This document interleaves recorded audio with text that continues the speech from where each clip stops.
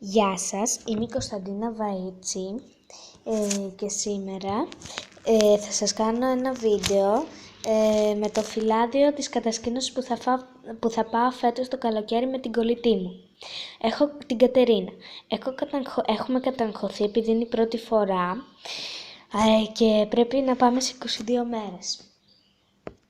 Η κατασκήνωση λέγεται Happy Days και είναι στη Χαλκιδική. Εδώ.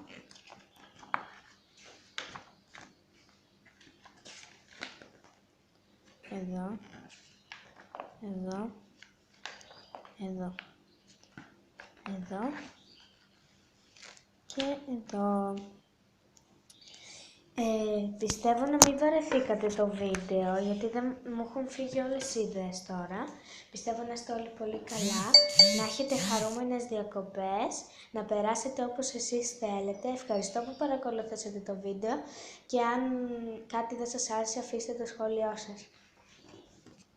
Και μην ξεχάσω. Καλό καλοκαίρι σε όλους. Τα λέμε.